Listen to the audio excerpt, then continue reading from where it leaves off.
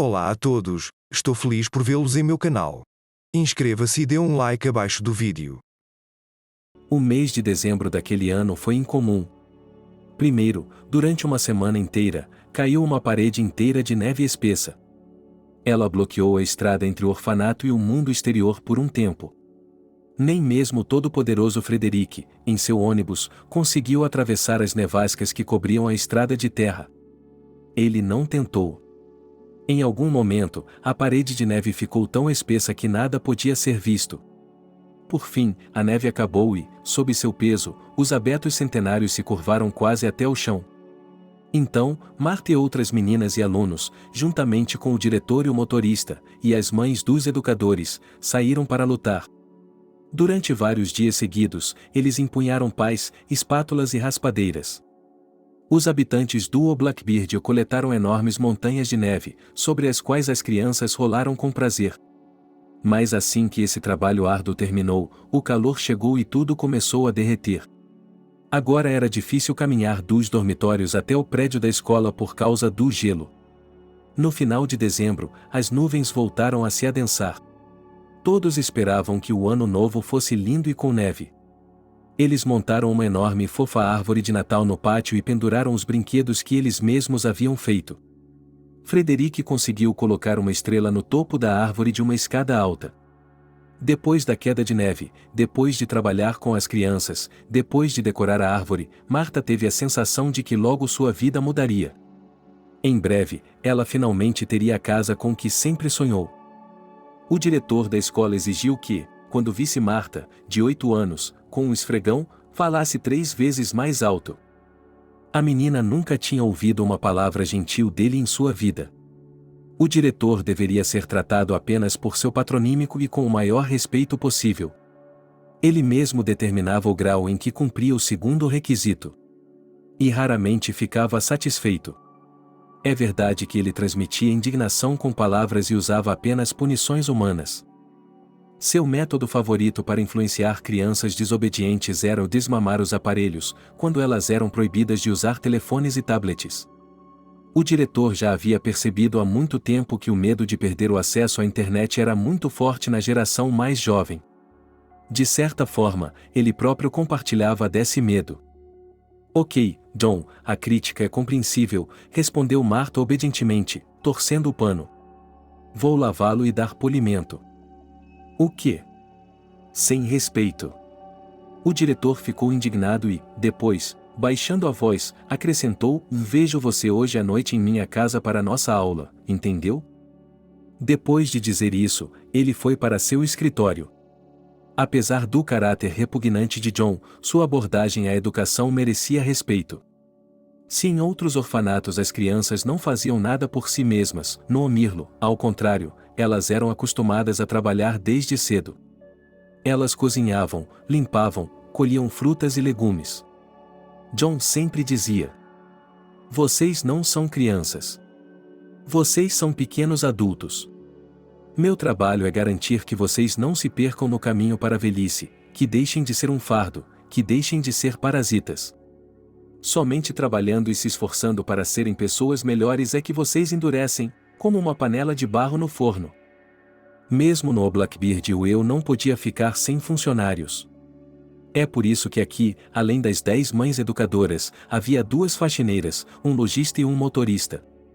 Os professores vinham, eles nunca ficavam nas salas de aula depois das 15 horas.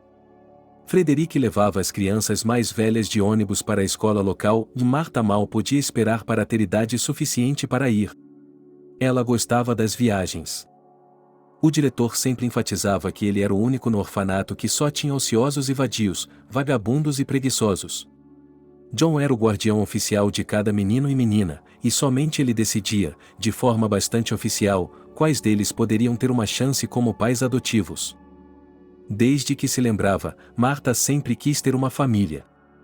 Ela sabia, por meio de fragmentos de informações de seus cuidadores, que tinha tido uma mãe e um pai, mais ou menos, até os 2 anos de idade. Nunca lhe contaram o que aconteceu depois disso. John atribuiu isso ao bem-estar infantil. É muito cedo para você saber essas coisas, ele dizia toda vez que a criança iniciava essa conversa. Quando? Quando poderei saber? Perguntava Marta. A essa altura, as lágrimas estavam começando a sufocá-la, mas ela se conteve. Em breve. Respondia o diretor. Em breve, mas não agora. A maioria das famílias adotivas era de crianças muito pequenas, com 2 ou 3 anos de idade. Elas apareciam aqui o ano todo, sem nenhum sistema, mas sempre eram poucas. De acordo com o plano astuto de John, seus alunos também deveriam fazer testes como babás. Marta e seus colegas de classe também eram babás, alimentavam e trocavam fraldas. Embora alguns achassem essas atividades humilhantes, a menina gostava de brincar com as crianças, vesti-las e alimentá-las como se estivesse se divertindo com uma boneca grande. Mas esse era o tipo de criança que não ficava muito tempo no orfanato. Provavelmente nem tiveram tempo de perceber o que havia acontecido com elas. Marta tinha grandes esperanças para dezembro porque era uma época de milagres. Não era à toa que ela recebia constantemente ofertas para fazer um pedido, escrever uma carta para o Papai Noel, ler a boa sorte. Em geral, se alguma coisa podia mudar em sua vida, era agora, na véspera do Ano Novo. A única época em que o orfanato parecia bastante suportável. Voluntários e palhaços vinham visitá-los, havia jogos de Ano Novo, testes, um show de bolhas e eles os ensinavam a desenhar. Tudo era ótimo, é claro, mas Marta queria algo mais. Ela queria ir para casa, ir para seu quarto e enfeitar a árvore de Natal com seus pais. Então, em uma carta para o Papai Noel, de cuja existência ela nunca duvidou nem por um segundo, a garotinha novamente deduziu diligentemente: Querido vovô, eu quero mamãe, papai e um irmão. PS um celular novo, porque o antigo começou a ficar sem bateria muito rápido. No final de dezembro, com uma nevasca sem precedentes, começaram as férias escolares, o que significava que não haveria aulas por 2 semanas inteiras. Os professores puderam tirar uma folga dos alunos negligentes, entre os quais Marta era uma delas. As notas do semestre não eram altas, mas a garota não entendia por que precisava de outro. A corrida de Ano Novo é uma história completamente diferente. Juntamente com os palhaços e voluntários, os possíveis pais visitarão o abrigo Blackbird. Eles observam as crianças, conversam e brincam com elas. E depois escolherão as melhores para si. Um colega de classe chamado Harry usou outra palavra para prospectivo. Eles o pegarão imediatamente quando você for um filhote, disse Harry. Ou vão mantê-lo aqui para sempre. Por quê? Perguntou Marta na época. Harry, agora com quase 10 anos de idade, parecia extremamente inteligente e experiente. Porque nem você nem eu somos promissores. E os adultos só querem pessoas como você, obedientes, que não incomodem e tudo mais. A versão de Harry de seus futuros pais e mães não parecia ser grande coisa. Talvez ele pudesse ouvir seus futuros pais, e certamente não os aborreceria. Marta nem mesmo sabia por que quase não havia interesse nela. Bem, havia interesse. Desde que ela se lembrava, os tios e tias que vinham ao orfanato gostavam de brincar com ela. Muitos se interessavam por seus hobbies, seus estudos e outras coisas. Mas, na presença de estranhos, ela era tímida e não conseguia responder a nada. Ela apenas murmurava e acenava com a cabeça. E uma vez ela até desmaiou. O diretor da escola não tinha tato e dizia sem rodeios aos convidados: e não lhe deem ouvidos, ela está atrasada em seu desenvolvimento. Mas nós ainda a amamos. Enquanto o Blackbird vivia a agitação da véspera de Ano Novo, o humor do proprietário de um apartamento aconchegante em Moscou estava deprimido. Naquele ano, Selena decidiu não montar a árvore de Natal, não escrever uma carta para o Papai Noel e nem mesmo ligar a TV. Seu marido aceitou a decisão com compreensão. Ele próprio não suportava as festas de fim de ano, embora ela não tenha entrado em detalhes. Os infortúnios de Selena vinham se arrastando há anos. Quando ela voltou de sua viagem de um ano ao redor do mundo, ficou horrorizada ao saber que Maddie, sua irmã mais velha, havia morrido. Ninguém havia telefonado para lhe dar a triste notícia, ninguém havia lhe contado os detalhes. Ela teve que ouvir tudo da polícia e da comissão de inquérito. Ultimamente, eles não estavam sendo particularmente amigáveis, suas visões de vida eram 180 graus diferentes. Mas também havia algo que poderia uni-las. Afinal de contas, sua irmã ainda tinha uma filha, Myrtle. Em vida, Maddie não permitia que Selena passasse tempo com sua filha, cancelando suas visitas sob vários pretextos. Mesmo quando o bebê não estava bem, ela se recusava a ajudar. Mas, pelo menos, ela ligava de vez em quando e mandava fotos.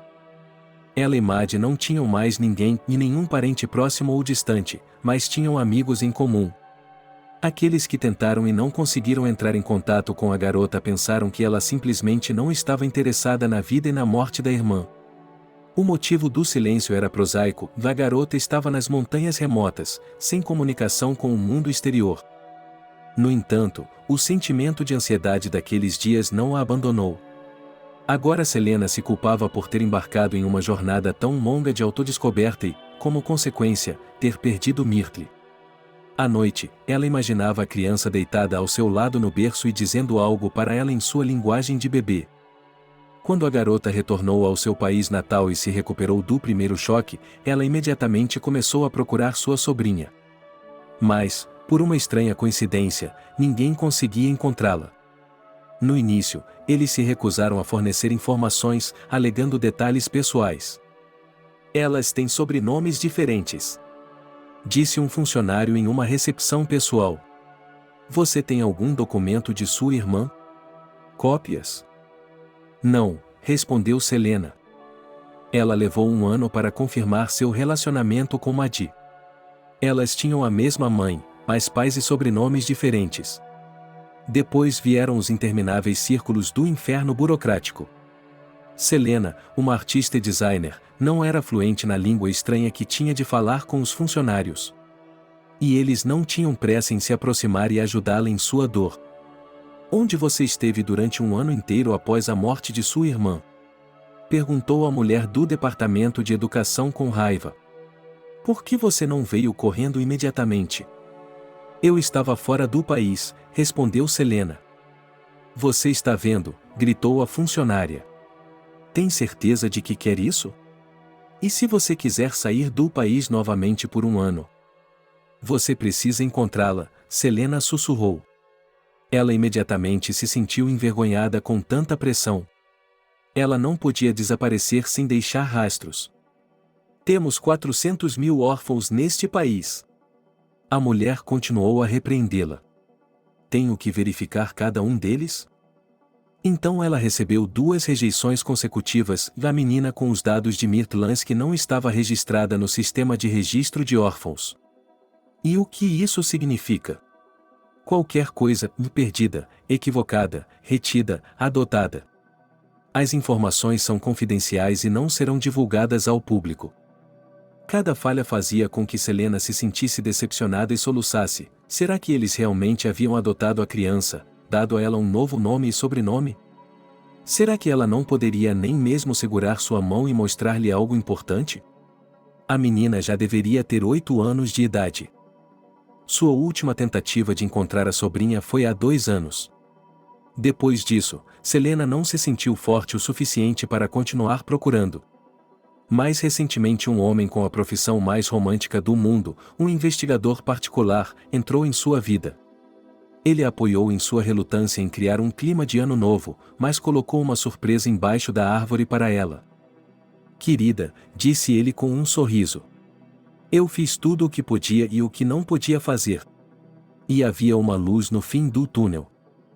Acontece que Anthony não estava apenas ouvindo sua história interminável sobre a perda da sobrinha, mas estava juntando informações pouco a pouco. Em questão de meses, usando técnicas autorizadas e não autorizadas, ele fez o que ela levou anos para encontrar vestígios de sua sobrinha.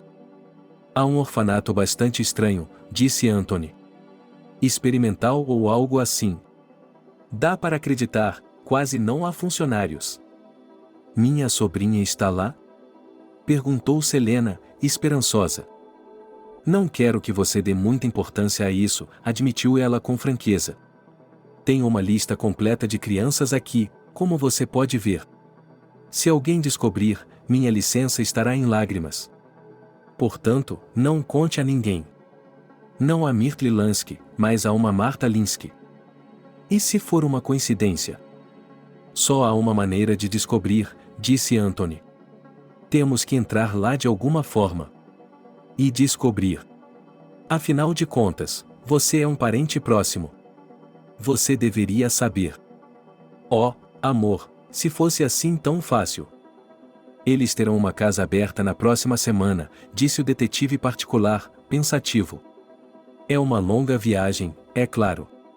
Mas se formos agora mesmo, podemos chegar lá. Não sei se estou pronta, e Selena sussurrou. E se não der certo de novo? E se eu me decepcionar de novo? Se alguém tivesse lhe perguntado qual é o seu nome, vovó, ela teria pensado por pelo menos 5 minutos. O que é, realmente? Aos 70 anos, a faxineira do orfanato Omirlo era cheia de força e energia, mesmo que às vezes esquecesse seu nome. Brincadeira, ela tinha várias dezenas de alunos sob seu comando. É verdade que ela não precisava alinhá-los e ensinar-lhes nada, bastava que eles aceitassem o trabalho de limpar as instalações. Era um trabalho simples, mas que tinha muita demanda. Beth descobriu que as crianças gostavam muito dela. De fato, meninos e meninas também podem ser rigorosos. Por trás de seus olhos, eles chamavam Vasilievna por um apelido engraçado, o holandês voador. Os mais rudes brincavam que a velha concierge já estava contando as faltas no cemitério. Mas ela não sabia de tudo isso, não ouvia nem notava e, por isso, tinha uma boa opinião sobre seus filhos. O único que a deixava muito desconfortável era o diretor, John. Um homem de 35 anos, sem família e sem filhos. Um homem de carreira, um homem apaixonado, esse é o tipo de homem que mantém o país funcionando. Ele passava dia e noite no orfanato, mas as crianças nunca ouviam uma palavra gentil dele. Ele frequentemente gritava com elas, acreditando que essa era a maneira mais eficaz de transmitir sua mensagem. Recentemente, Beth testemunhou esse comportamento novamente. Se você se comportar assim, irá direto para o reformatório. O diretor repreendeu outro garoto. Seu crime foi entrar sorrateiramente na cozinha tarde da noite e roubar um pão. Mas ele foi descoberto e pego pelo dono da loja. Perdoe-me, Seven, gritou o garoto. Eu estava com tanta fome. Do que você me chamou, seu malandro? Você terá um bom café da manhã, continuou o diretor. E você jantou muito bem hoje, sabia que comer demais é pecado? Eu o deixarei sem aparelho por um mês, entendeu? Conte à sua mãe, a professora, e eu me certificarei de que ela tome providências. E nós levaremos isso ao conselho. Beth não entendia essa estranha proibição de manter doces nos quartos das crianças. Seu neto, que já havia saído da escola há muito tempo, não conseguia viver um dia sem geleia, marshmallows. E ele cresceu como uma pessoa normal, nunca foi para a cadeia.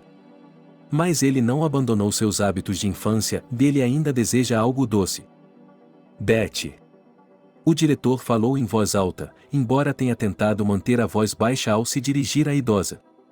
Você deveria ser mais cuidadosa, mais cuidadosa. Ontem eu encontrei poeira. Ah, respondeu a avó. O que quer que você diga, John, você é o nosso homem de ouro. Eu o parabenizo por seu respeito, disse o diretor. Mas peço que cumpra suas obrigações. Tudo o que a velha faxineira fazia era esfregar o chão do primeiro andar, na ala onde havia uma sala comum e os escritórios do diretor. Ela ocupava 2 deles, um para dormir e outro para trabalhar. Quando Beth entrou na sala de estar, ela não conseguia acreditar no que estava vendo. Será que o salário de John realmente lhe dava esse luxo? O quarto em si seria mais adequado para um hotel do que para um orfanato. Por um lado, o quarto era realmente grande. Em segundo lugar, durante o concerto e a criação de conforto, o dinheiro obviamente não foi poupado ou contado. Pintura decorativa das paredes, estuque, ar-condicionado e outros atributos de uma vida bem-sucedida. Para abrir ou fechar uma janela, não era necessário puxar a maçaneta, mas pressionar os botões do controle remoto. Se Betty não tivesse sido faxineira no orfanato, ela não saberia que esse milagre da tecnologia existia. No canto havia uma cama de solteiro, mais que cama. À esquerda havia um controle remoto, mas não mais com fio, que permitia ajustar a maciez, a inclinação e os vários tipos de massagem. Um sofá de couro com uma superfície perfeita. Uma máquina de café cara, um relógio de pulso de luxo, um telescópio, um laptop enorme, fones de ouvido que pareciam ter saído de uma página de revista sobre o futuro distante. E também uma cabine de chuveiro que parecia a cápsula de fuga de uma nave espacial, com tantos botões. E tudo isso tinha que ser limpo com panos e meios diferentes, e Deus nos livre de misturar tudo. Betty, você é a única pessoa em quem posso confiar, disse-lhe o diretor. Não posso confiar em mais ninguém, somente em você. Você é um ouro, não um ser humano. Respondeu a faxineira. Eu farei tudo, não duvide disso. John adorava elogios, mas odiava poeira e sujeira. Se ele visse uma única mancha, ficava furioso. E quando houve a epidemia de coronavírus, o diretor enlouqueceu de cautela. Durante um ano inteiro, ele manteve os voluntários e os adotantes afastados. Talvez ele estivesse certo em uma coisa, a própria Betty estava tão doente que quase entregou sua alma a Deus. Depois de um mês de ausência, ela voltou ao orfanato e ficou espantada ao ver que os 2 escritórios do diretor estavam impecavelmente limpos. Eu lhe peço uma coisa, Betty, ele exigiu. Não deixe ninguém e nunca se atreva a entrar em meu quarto. Você é responsável por isso com sua cabeça. E quem vai entrar, linda? Perguntou a faxineira. Quem está entrando? A diretora ficou surpresa. As crianças. Elas vão entrar aqui e com certeza vão estragar tudo. Vão mesmo. Foi assim que Betty viveu sua vida, sem se lembrar de seu nome. De qualquer forma, não havia outro emprego na cidade, e Blackbeard havia construído seu ninho a 10 quilômetros da cidade grande, não muito longe da floresta e de sua cidade natal. E mesmo que não recebesse muito, ele ainda amava o orfanato. E chorava quando via as crianças sem pais. Se eu pudesse, e pensou o faxineiro.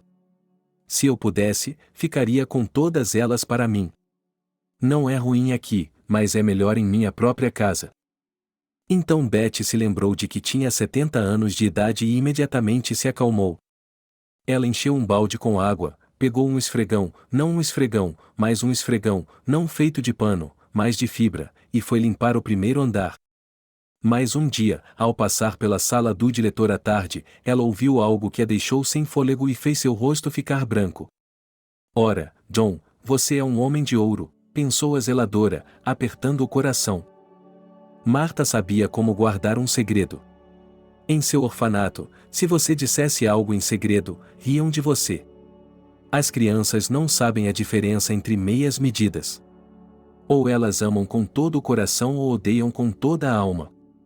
É por isso que eu não tinha amigos íntimos, e se você contar um segredo a alguém, amanhã todo o orfanato saberá.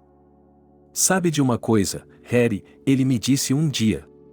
E Tim olhou para mim. E ele sorriu. Sério, sorriu o sujeito com malícia. Ele olhou para você daquele jeito? No dia seguinte, o orfanato inteiro os chamou de namorados.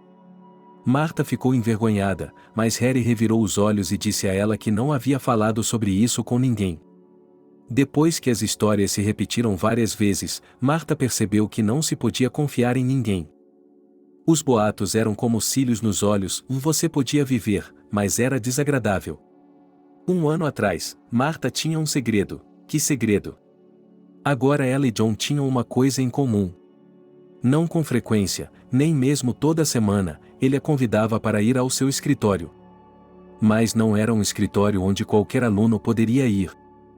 Marta tinha acesso ao lugar mais sagrado, o quarto do diretor. Assim como Betty, ela ficou impressionada com a beleza do cômodo. Oficialmente, suas visitas noturnas ao quarto de John eram chamadas de sessões de autoconhecimento. Tudo começou com a repreensão do diretor a Marta por seu atraso no desenvolvimento. E ele dizia isso com tanta frequência e de forma tão convincente que a garota acreditava nele. D em matemática, ela listou. C em geografia. Se ela continuar assim, vai direto para o bar. Está me ouvindo? Marta não fazia ideia do que era um painel e estava muito envergonhada para perguntar. Suas aulas com o diretor não eram menos estranhas do que a misteriosa palavra painel. Ele passava vídeos para ela em seu enorme laptop, deixava-a olhar a lua e as estrelas pelo telescópio. E ele lhe contava coisas, contava coisas, contava coisas. Embora Marta fosse apenas uma criança, ela sabia que algo estava errado, mas com quem ela poderia falar sobre a estranha pedagogia do diretor? Ela era a pessoa mais importante na vida de Mirlo. E ela não fazia ideia de que poderia reclamar dele para qualquer pessoa e revelar o segredo que compartilhavam. John, perguntou ele, criando coragem. Katy havia encontrado parentes na semana passada. Longe, sim. Onde? Perguntou o diretor, vangloriando-se. Bem, em não sei o que. Sentem-se, vocês dois. Eu disse para vocês estudarem geografia. John a repreendeu. Aprendam geografia e matemática. Sem elas, você nunca vai conseguir nada na vida e vai acabar, sabe onde está? Certo, próximo. Deixe-o procurar por parentes, explicou Marta, com os olhos baixos. E se eu estiver em algum lugar? Não, disse o diretor. Você é uma órfã, sozinha como o vento no campo. Sozinha como uma estrela no céu. Os sistemas vizinhos parecem estar próximos uns dos outros, mas na realidade estão a anos-luz de distância. Levaria uma vida inteira para chegar ao mais próximo. E se você procurar por ele? Marta continuou, mas não com tanta confiança. É uma perda de tempo. Gritou o diretor. Venham para cá. Vamos começar a aula. A garota corou imediatamente. Aqui, no orfanato, ela tinha muitas matérias. John tratava as crianças como adultos, o que ele não tinha tempo para repetir. E além das matérias usuais de matemática, inglês, geografia e outras, eles tinham matérias muito interessantes. Direitos das crianças, por exemplo. Ou conflitos, em que eles eram ensinados a resolver as causas das brigas e discussões de crianças. Ou design, onde uma senhora idosa lhes ensinava a costurar saias, luvas e aventais. Ou culinária, onde Marta prensava biscoitos com um molde e aprendia a fazer saladas. Mas eu nunca tinha visto um ensino tão estranho em lugar algum. E ela suspeitava que estava tudo errado. John lhe dava uma pílula que fazia o mundo parecer desaparecer, sentava-a ao lado dele e dizia: repita depois de mim, Marta. Repita comigo. A exigência do diretor de que ela mantivesse suas aulas em segredo, ela teria guardado para si mesma. E mesmo que ela quisesse contar a alguém, quem acreditaria nela? Então, ela repetiu as estranhas palavras do diretor, mesmo que isso fizesse seu coração se sentir pesado e amargo. Quando a véspera de Ano Novo se aproximou, o orfanato começou a receber visitantes, padrinhos, voluntários, funcionários e mães e pais grávidos. Todos eram recebidos por John, e era como se ele tivesse sido substituído por outra pessoa. Em dias como esse, o diretor era prestativo, educado, diplomático e cortês. Marta adorava essa época porque havia rostos novos no orfanato, e ela sentia falta de rostos novos. Ela queria que os convidados irradiassem alegria e jovialidade. Porque havia aqueles que derramavam lágrimas e seguravam seus filhos junto a si, sufocando os soluços. Não é legal quando um estranho chora em seu moletom e o abraça com tanta força, como se quisesse estrangulá-lo. As futuras mamães e papais sempre seguiam os patrocinadores, voluntários e funcionários, olhavam para os bebês, tentando encontrar o certo, corados e envergonhados. Os futuros pais eram sempre tímidos e hesitantes. Havia alguns que John tinha que literalmente pegar pela mão. Outros temiam as crianças como fogo, e outros tentavam falar com elas como se fossem cachorros. E eles ficavam genuinamente surpresos com o fato de um garotinho de 3 ou 4 anos conseguir dar sentido a perguntas aparentemente difíceis. Certa vez, Marta ouviu uma conversa entre um homem sério com um paletó elegante e sua esposa com o rosto cheio de pomada 911. Olha aquele ali, disse o chefe da família, apontando quase imperceptivelmente. Ele se parece comigo, não acha? Mas nós sempre quisemos uma menina. Objetou a esposa, fazendo beicinho. Veja como ela é uma menina bonita. Alta, olhos azuis. Dá para ver que ela tem sangue nobre. Como você e eu, minha querida. Você o quê? Seu marido a interrompeu em um sussurro tão alto que metade do orfanato pôde ouvir. Essa suposta beleza? O senhor diretor disse que ela tem um histórico de comportamento desviante. De jeito nenhum, não queremos criminosos na família. Marta não fazia ideia do que era um comportamento desviante. Mas ela acreditava que o diretor poderia dizer qualquer coisa para manter certas crianças fora do orfanato. É claro que, devido à sua idade, Marta não conseguia se dar conta de muitas coisas. Por exemplo, por que o diretor deixava algumas crianças de lado com tanta facilidade? Por que tentava colocar outras e por que mantinha outras com ele? Tinha de haver uma lógica, mas ela não conseguia enxergá-la. No entanto, ela não podia tirar as habilidades pedagógicas do homem. Naquele dezembro nevado, John decidiu mostrar seu talento como diretor e encenou uma apresentação real de A Rainha da Neve. Não havia papel para Marta, então ela se sentou no auditório. Essa grande sala com 100 cadeiras confortáveis e um belo palco é outra conquista do diretor. Embora a menina tenha podido ver o ensaio geral, o espetáculo em si foi magnífico. Agora ela sonhava que um dia também faria o papel de Gerda. Ela adorou o papel, especialmente a transformação da garota.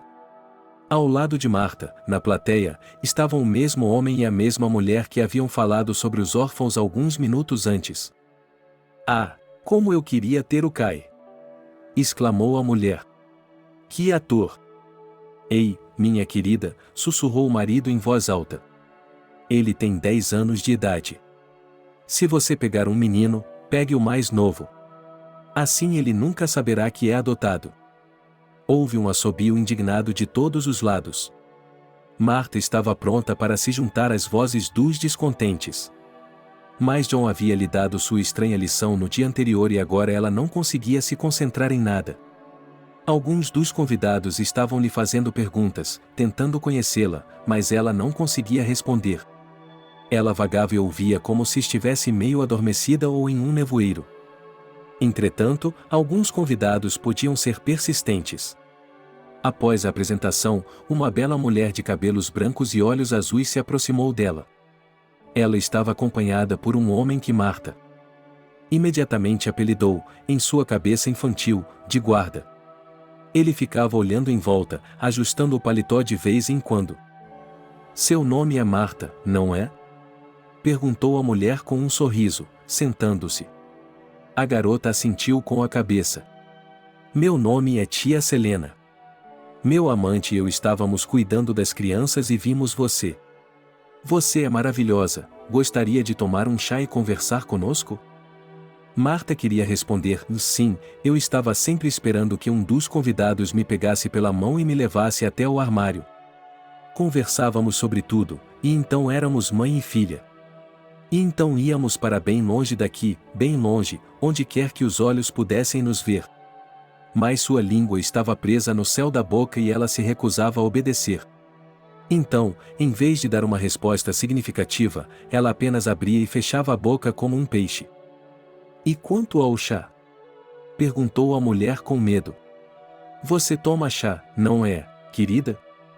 Marta permaneceu em silêncio, abrindo a boca como um peixe.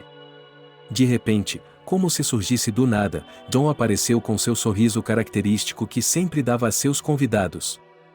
Ele se aproximou da bela mulher e sussurrou algo em seu ouvido. Mas ela, ao contrário dos outros adultos, não acenou com a cabeça nem se afastou de Marta, mas reagiu de forma bastante brusca. Agradeço a sua participação, disse ela. Mas quero falar com Marta e é o que farei. Anthony, traga-nos 2 xícaras de chá, uma grande e outra menor. O guarda olhou para o diretor com um olhar gélido que o fez engolir nervosamente. O jogo do olhar fixo, como Marta o chamava para si mesma, durou pelo menos 5 segundos.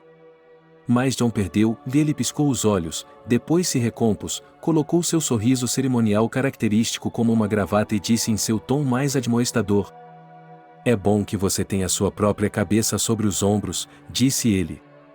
"Mas não se esqueça de quem está no comando. Da próxima vez que houver convidados tão agressivos, talvez eu não os deixe entrar na soleira de nossa gloriosa casa." Com essas palavras, ele saiu, e Marta, que estava um pouco assustada com a situação, falou novamente.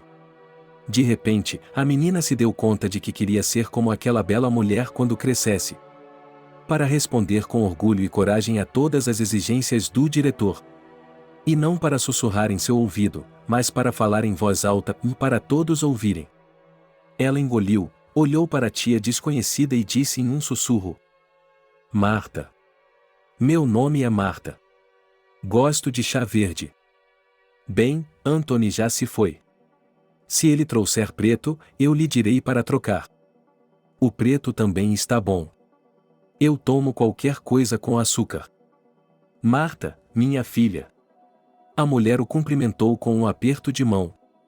Havia algo caloroso e cativante naquele sorriso. "Eles devem tê-lo aqui em um corpo negro. Mas não tenha medo, eu não vou mordê-lo. Vamos apenas conversar um pouco, jogar alguns jogos." "De que tipo de jogos você gosta, querida?" Toda vez que a invasão de convidados terminava, John sentia um vazio em seu interior. Por um lado, ele se sentia lisonjeado pelo fato de seu orfanato para 100 crianças ser o melhor, se não do mundo, então do país. A partir daí, as crianças carentes saem preparadas para a vida, se não completamente, pelo menos de várias maneiras. Afinal de contas, qual é a principal desvantagem dos orfanatos? John perguntava ao público em reuniões e seminários, contando as vantagens de sua ideia. "Eles não ensinam nada. Os cuidadores cozinham, limpam, lavam e passam roupas, resolvem problemas cotidianos. O resultado não é um adulto, mas uma criança grande." "Que ideia profunda!" alguém exclamou, e o diretor acenou com a cabeça. Ele adorava quando suas palavras repercutiam na plateia. John sabia, ele conhecia o assunto por dentro, pois ele mesmo havia crescido em um orfanato. Anos de vida que ele não se importaria de apagar de sua memória o assombravam.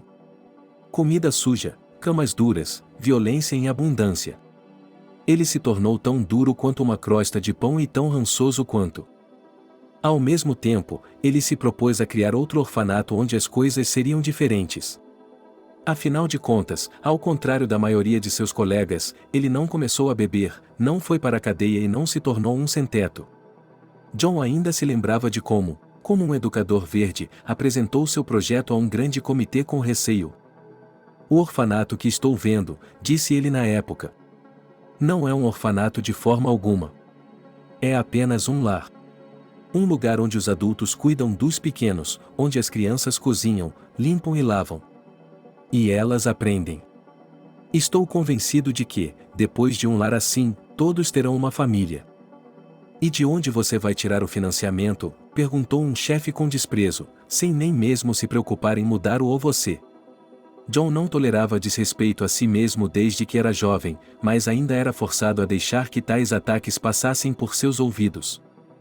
"Eu tenho uma ideia", ele sibilou daquela vez. "Mas não sei qual caminho seguir, para não ser indelicado." Foi sua atitude militante que chamou a atenção de um funcionário completamente diferente, que um ano depois deu permissão para o projeto arriscado. E ele nunca se arrependeu de sua escolha. O Blackbeard tornou-se um projeto emblemático, que ele gostaria de registrar em suas realizações para todos os tipos de autoridades e políticos. Na época, John, um professor formado há 7 anos, não tinha experiência em gerenciamento. Ele não sabia o que era contabilidade ou de onde vinham os alimentos e as necessidades básicas em uma instituição orçamentária. Mas em seu orfanato ideal, ele via uma hierarquia muito diferente, com apenas um chefe. Isso era o que realmente importava para John.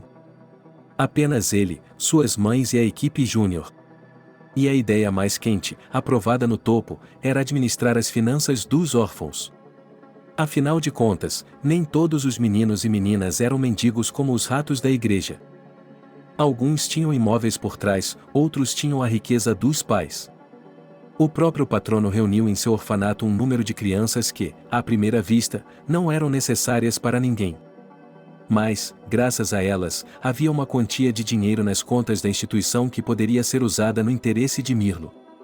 Tudo estava indo bem, honra, respeito, recursos financeiros com os quais só se pode sonhar. Mas ontem. Isso é inédito. Gritou ele, sentado em seu escritório. Inédito. De jeito nenhum. Exclamou John para sabe-se lá quem. Esses ricos, esses novatos querem levar minha princesinha. Seu ouro, ao qual ele dedicou 5 anos de sua vida, e dedicará ainda mais.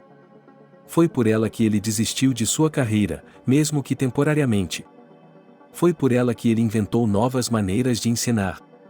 E como Martha o recompensou? Traição total. O Blackbeard era diferente de outros orfanatos. Por exemplo, tinha seu próprio ônibus que levava as crianças para excursões ou para o lago no verão. John conseguia negociar com celebridades, atores, músicos, blogueiros, que visitavam o orfanato e trabalhavam com as crianças. Não com a frequência que ele gostaria, mas era melhor do que nada. No entanto, Martha não tinha nada com o que comparar, ela sempre viveu aqui, desde que se lembrava. Sobre o que você estava falando com eles? Perguntou o diretor de forma ameaçadora. Responda-me rapidamente. Não me lembro, admitiu Martha honestamente. Ela era minha tia. E eu, depois de sua aula. Ela não conseguia juntar 2 palavras, para ser sincera. A diretora corou e começou a engolir, exatamente como havia feito ontem. Mas ela rapidamente se recompôs e continuou seu interrogatório. Espero que você não tenha contado a eles o nosso segredo, disse John, e em sua voz a menina ouviu notas incomuns. Você está com medo? Não, respondeu Martha. É claro que não está. Ele não se lembra de nada. Ele não se lembra de nada. Sim, eu me lembro. Nós certamente não falamos sobre você, disse Martha. Está tudo bem. Comporte-se. Nunca mais chegue perto daquela mulher, está me ouvindo? Por quê? A garota ficou surpresa. Ela disse que queria me levar embora. Levar-me embora, você pode imaginar? Ela queria dizer ao diretor que tinha esperanças de ter sua própria casa. Ela já podia ver seu próprio quarto, muito pequeno, apenas o suficiente para uma cama, uma mesa e um armário para brinquedos e roupas. Mas seria o suficiente para ela e não muito para fazê-la feliz. Mas o diretor não estava disposto a ouvi-la, muito menos a compartilhar sua esperança de felicidade. Reprimindo a vontade de gritar e berrar, John começou a rir. Ele pegou Martha, colocou-a em seu colo e começou a lhe contar como os adultos eram intrigantes. Como eles lhe davam esperança, enchiam seu jovem coração de expectativas e depois atraíam. Parecia convincente, porque o diretor da escola é um homem muito experiente e entende literalmente de tudo. Mas por quê? Perguntou a garota, chorando. Mas por quê? O que eu fiz para que você me traísse? Você não fez nada, mas é disso que se trata. Eles traem você só porque podem. Respondeu o diretor com um sorriso, enxugando as lágrimas da órfã. Vamos, repita depois de mim, garotinha. E ele começou a repetir as palavras, o que causou arrepios em Martha. Mas, de repente, ela se sentiu bem e calma, e começou a dizer o que John queria que ela dissesse. Mesmo sem a pílula. Anthony acreditava que nunca havia amado de verdade e que não havia espaço em seu coração para nenhum sentimento leve. Além disso, ele havia tido uma experiência ruim em sua vida quando se casou, mas não era rico o suficiente para sua esposa. Ela o censurava constantemente por seu serviço nos órgãos, suas constantes ausências e obrigações nos feriados, seu salário irrisório. E quando Anthony estava pronto para ser demitido, ela fez as malas e foi embora. Assim, ele ficou sem serviço e sem a mulher que amava. Então, Selena foi sua salvação. E agora ele tinha que se jogar de cabeça no turbilhão ou desaparecer da vida dela. O que era coisa certa a fazer, ele ainda não havia decidido. Ele levou 3 dias para entender as informações que havia recebido no orfanato. Depois, um pouco mais de tempo para obter mais. Seu primeiro chefe mentor na vida sempre dizia: quem tem informações domina a situação. Esse tal de John me pareceu, francamente, estranho, disse Anthony, tomando seu café. E, por incrível que pareça, decidi pesquisar sobre ele. Mas estou pensando, de que lado cavar? Você é muito positivo. O que você descobriu? Perguntou Selena com impaciência. Ela admirava seu homem, sua inteligência e seu altruísmo. Bem, não vou aborrecê-la muito, analisei o caso do ponto de vista financeiro, explicou o detetive particular. E, acredite ou não, é um orfanato muito estranho. Muito estranho. O que há de tão estranho nele? Perguntou Selena. De acordo com os relatos, uma vez por ano as crianças comem caviar preto e vieiras. Elas também comem ostras, mexilhões e camarões. Elas não podem deixar de viver maravilhosamente. Nos últimos anos, esse pau. John comprou para o orfanato um ônibus caro, um telescópio, uma coleção inteira de máquinas. Devo continuar? Não sei aonde quer chegar, querida. Selena encolheu os ombros. Não estou entendendo nada. Não acho que todas essas iguarias e outras guloseimas cheguem ao orfanato, disse ela. Eles simplesmente descontam. Como muitas outras despesas. Veja, isso não me diz nada? Entenda direito, Selena, disse o detetive. Se vou arriscar minha licença, se vou investigar isso, tenho que ter certeza de que você não está me escondendo nada. E parece que está. Juro que não estou, a garota quase gritou ressentida. De onde você tira essas ideias? Vou explicar, disse Anthony, e pegou um cigarro. Então ele se lembrou de que sua esposa não gostava de fumaça de tabaco e imediatamente jogou o maço sobre a mesa. A pergunta é, onde esse John conseguiu o dinheiro para tanto entretenimento? Finanças que podem ser obtidas de algum lugar e depois gastas em luxos ou amortizadas, por assim dizer. De onde? Perguntou Selena. Anthony coçou o queixo pensativamente. Ou sua esposa realmente não sabia de nada, ou estava fingindo surpresa. No entanto, nos 6 meses em que estiveram juntos, ele a conheceu por dentro e por fora, e ela era uma péssima mentirosa. E ela era uma péssima mentirosa. Será que ele deveria acreditar nela? Sua sobrinha, essa Myrtle Martha, tem uma herança enorme, explicou o detetive. John não pode usá-la diretamente. Mas ele tem o direito de dispor dela em benefício de sua pupila. Eu não teria memorizado isso, explicaram os advogados. Herança. Selena começou a remexer em sua memória. Certo, por que ela não havia pensado nisso? Ela e Maddie haviam perdido a mãe muito cedo. Seus diferentes pais cuidaram delas, mas sem fanatismo. Nenhum de seus parentes lhes teria deixado capital suficiente para comprar ônibus, telescópios e caviar preto. A herança deve ter ido para o marido de Maddie. Ele era um homem estranho e misterioso, ela não sabia nada sobre ele. Maddie o escondeu, assim como escondeu sua filha pequena. Entenda, Anthony, disse Selena com um suspiro. Eu só quero ficar com Myrtle para mim. Ou Martha, como quer que a chamem, e não me importo agora. Eu amo muito essa garota. E não dou a mínima para o dinheiro dela, não importa quanto seja. Deixe que aquele John, como você o chama, pegue o dinheiro e se engasgue com ele. Voltaremos para Washington, pintaremos com Myrtle, a ensinaremos a patinar. Isso não seria bom, Anthony? Ok, você me convenceu, sorriu o detetive. Bem, ou eu mesmo quero acreditar nisso. Só que, se estivermos no jogo, iremos até o fim. E não deixaremos um centavo para aquele diretor. E o dinheiro, você sabe, pode ser bem utilizado. O que você quer dizer com isso? Selena ficou surpresa. Vocês precisam de dinheiro? Anthony, não precisamos de nada. Meus quadros vendem, Você tem clientes. É demais para um homem ser feliz? Você percebe que não se trata de mim. É uma questão de princípios.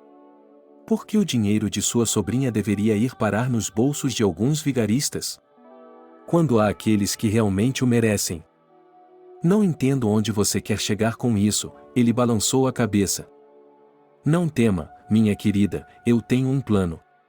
Pensei bem, consultei advogados. Que tipo de plano? Tenho certeza de que você vai gostar do princípio, disse Anthony e se ajoelhou na frente de Selena. Angélica valorizava seu tempo, literalmente cada minuto dele.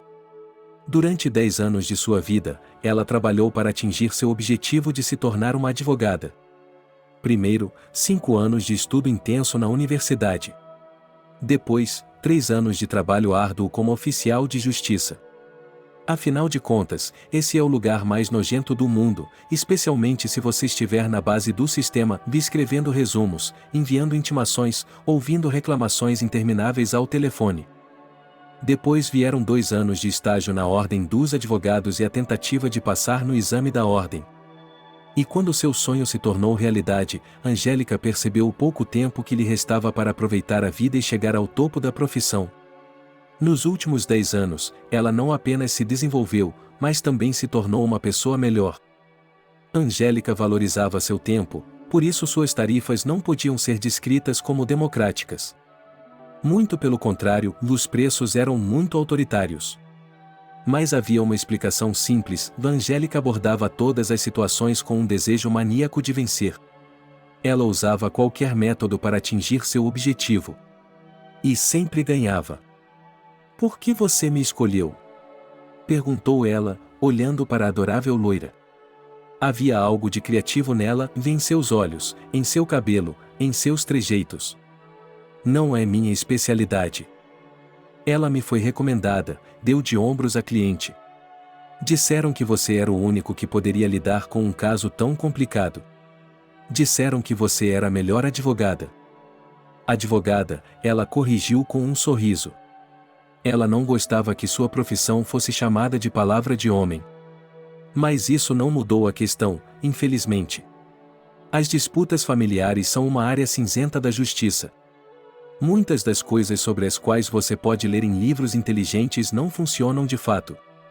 Ou não funcionam de fato. Angélica não estava disposta a desistir de seu trabalho. Um novo caso interessante no qual ela pode demonstrar erudição e criatividade, o que poderia ser melhor. Ela estava apenas aumentando seu preço, um advogado sempre fazia isso para mostrar a seus clientes sua própria importância. E ela também não gostava daqueles colegas que, desde os primeiros minutos, irradiavam confiança no sucesso. Não, a sorte não ama apenas os preparados, mas também os cautelosos.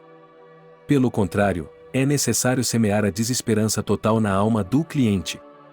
E então a vitória será realmente desejável para ele. Na jurisprudência, nunca se pode ter 100% de certeza de nada. Não há duas disputas iguais, o que significa que algo pode dar errado a qualquer momento. Bem, disse Angélica, depois de ler os documentos. O caso parece perdido. Você percebe que se a instituição educacional negou sua custódia desde o início do processo. Parece um pouco presunçoso ir ao tribunal. Tenho um trunfo na manga, disse o homem que Angélica havia tomado por um segurança sem palavras. Ele parecia muito sólido, como um gangster italiano ou um empresário bem-sucedido dos anos 90. Nem mesmo um trunfo, mas vários. Bem, amigo, disse o advogado com um tom de irritação. Todos os trunfos devem estar em minha mesa. E então eu mesmo lhe direi quais podem ser usados e quais não podem. Veja, Selena tentou aliviar a tensão. Temos uma suspeita de que Marta é minha sobrinha. Então, façam um teste de DNA, Angélica deu de ombros. Meu Deus, vivemos no século XXI. É tão fácil. Já consultamos especialistas, disse Selena. Veja, minha falecida irmã Madi, a mãe de Myrtle? Quero dizer, Marta era minha meia-irmã. Nós temos pais diferentes. E, nessa situação, um teste de DNA. O que eles disseram, Anthony? O teste pode não ser informativo, o homem a ajudou. Angélica se perguntou. Ela havia enfrentado uma situação semelhante há pouco tempo e sabia, por experiência própria, que não era fácil provar a paternidade nesse caso. Além disso, isso nem sempre serviria como base incondicional para entregar a criança ao suposto parente. Ele se perguntou qual seria a outra vantagem disponível. O caso estava começando a lhe interessar cada vez mais. Veja bem, disse Selena, fomos à casa de John para negociar. Foi ele quem nos convidou. E ele disse coisas que eram difíceis de acreditar. Não sabemos como eles costumam levar crianças sob custódia, mas algo não bate certo. O que aconteceu lá dentro? Perguntou a advogada. Ela achou que deveria dar um orçamento a seus novos clientes antes de se deixar levar pela história e foi persuadida a reduzir seus honorários. Vou lhe contar tudo. Na véspera de Ano Novo, o orfanato Blackbeard estava lindo. A entrada principal foi decorada com árvores de Natal, guirlandas, fitas coloridas e figuras de renas.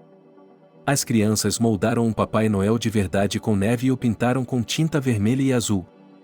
O orfanato era usado como um amuleto por funcionários de todos os níveis para garantir às autoridades superiores que o trabalho de proteção à criança estava sendo feito no nível certo. Vocês gostaram? John perguntou a seus convidados e sorriu o mais sinceramente que pôde. Sim, respondeu Selena. Meu marido e eu pensamos bem. Queremos manter a custódia de Martha.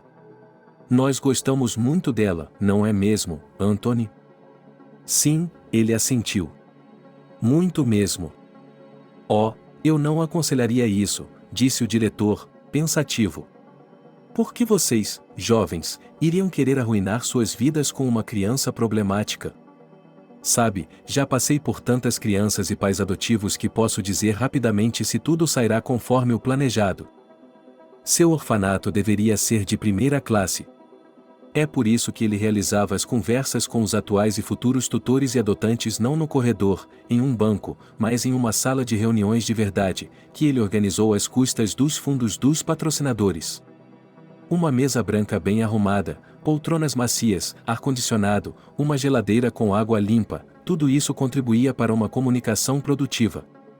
John acreditava que poderia convencer qualquer pessoa de sua justiça. E em um ambiente tão favorável.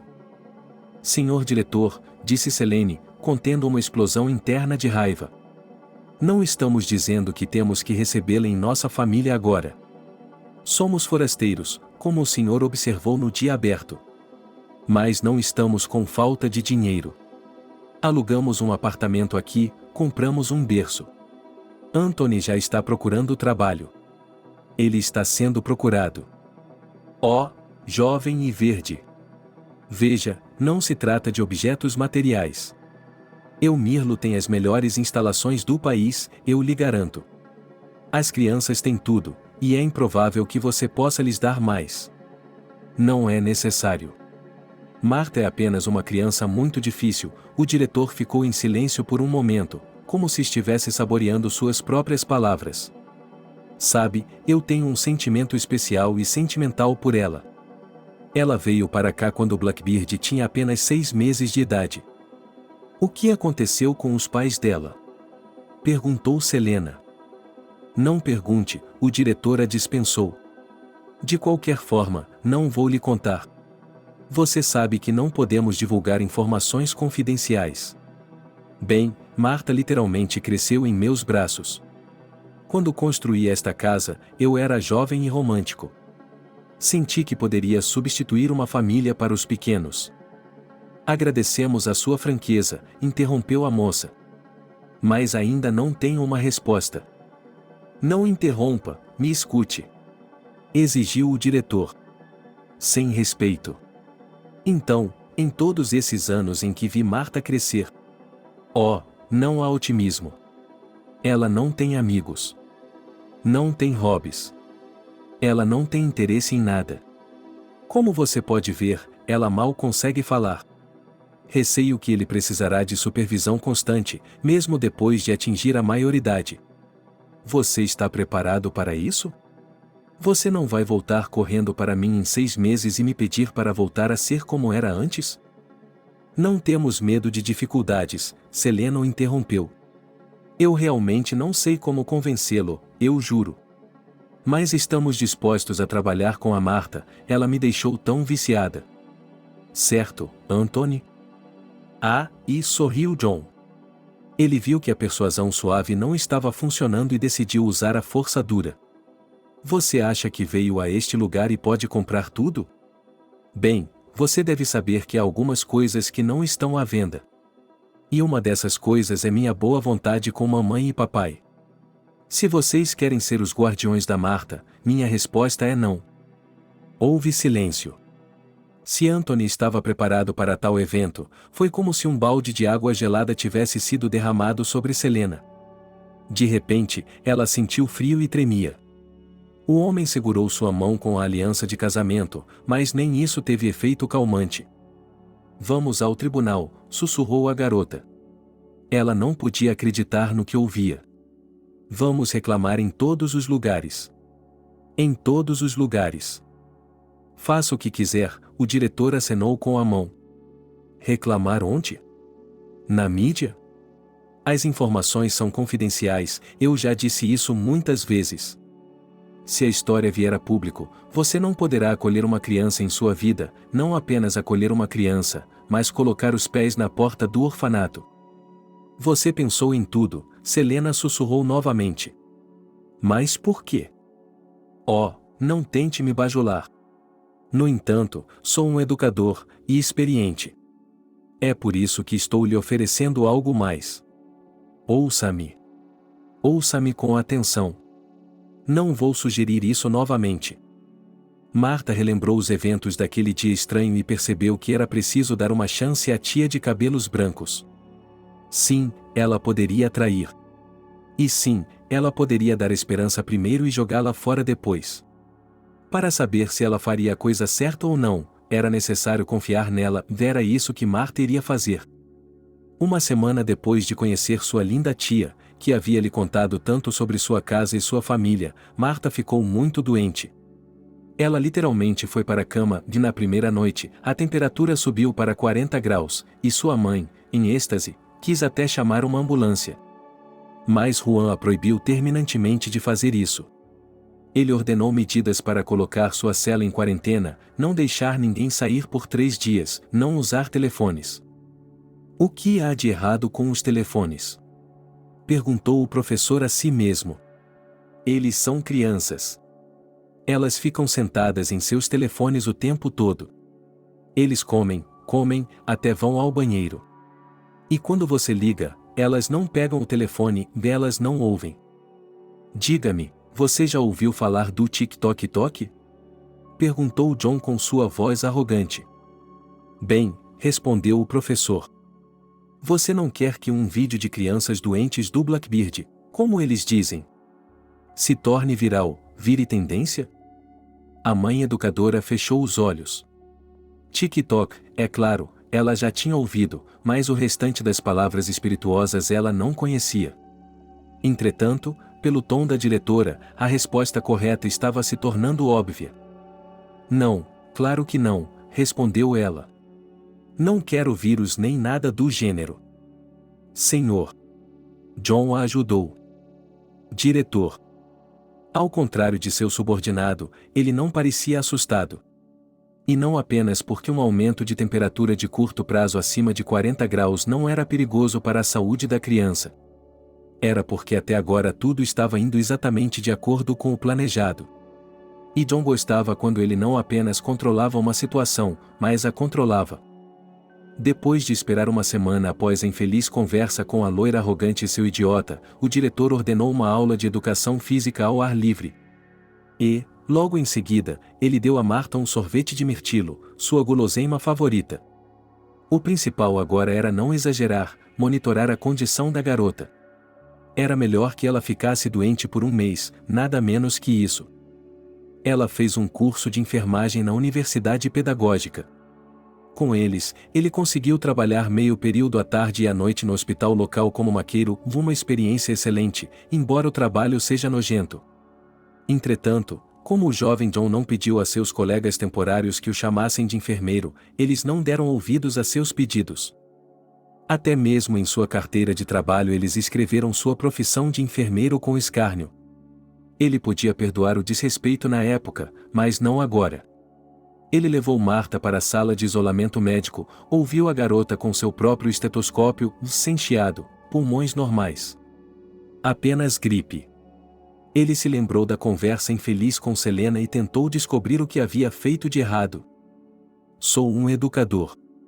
E espero que meu nome seja escrito em letras douradas na história da pedagogia, disse a si mesmo. Portanto, pretendo levar outra criança de meu orfanato. Veja, o nome dele é Carlos. Ele é um menino de ouro. Inteligente, obediente, sem doenças congênitas ou malformações. E ele tem. John olhou cuidadosamente para Anthony.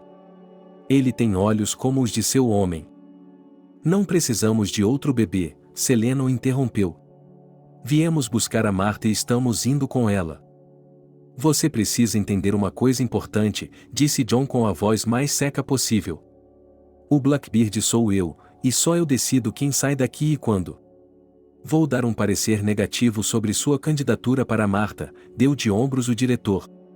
E você sairá daqui do mesmo jeito que entrou. A conversa terminou. Então ele se levantou da cadeira e saiu da sala de reuniões. A câmera de vídeo oculta ainda estava gravando a situação, e Selene parecia pronta para dizer o que pensava sobre a intransigência do diretor. Pelo menos era com isso que John estava contando. Mas o Muzi fez a coisa mais estranha e colocou o braço em volta da esposa e a beijou calorosamente. Um movimento furtivo. O diretor mediu a temperatura de Marta novamente. Está um pouco alta, 40 graus, e precisa ser baixada. Ele misturou a Nalgene e outros ingredientes, preparou uma tríplice e tratou a coxa da garota. Ele gostava dela, uma princesinha muito bonita, e não estava disposto a compartilhá-la com ninguém. A injeção foi dolorosa e, apesar de John ter segurado Marta, ela ainda estava se contorcendo violentamente. Não tenha medo, querida, estou aqui para você, ele disse a ela. Nunca a deixarei, está me ouvindo? Sim. A conversa com o advogado deu a Selena uma esperança tímida. É claro que ela queria ouvir que a mulher resolveria todos os seus problemas e lhe daria o resultado que desejava. Mas a advogada foi comedida em suas previsões, ela deveria procurar outro especialista ou contratar 2 de uma vez. Infelizmente, seus recursos financeiros não eram ilimitados. Se você usar seu dinheiro de forma tão impensada, ficará sem ele rapidamente. Somos realmente marido e mulher agora? Perguntou Selena ao saírem do escritório de Angélica. Claro que sim, sorriu Anthony. Mas diga-me honestamente, um carimbo em seu passaporte significa alguma coisa para você? Claro que sim. Disse a garota com entusiasmo. Se não significasse nada, você se afastaria dele como o diabo do incenso? Anthony ficou em silêncio. Tanto na primeira quanto na segunda vez, ele havia se casado impulsivamente, sem o menor medo daquele mesmo carimbo no passaporte. Só que sua ex-mulher queria um casamento luxuoso.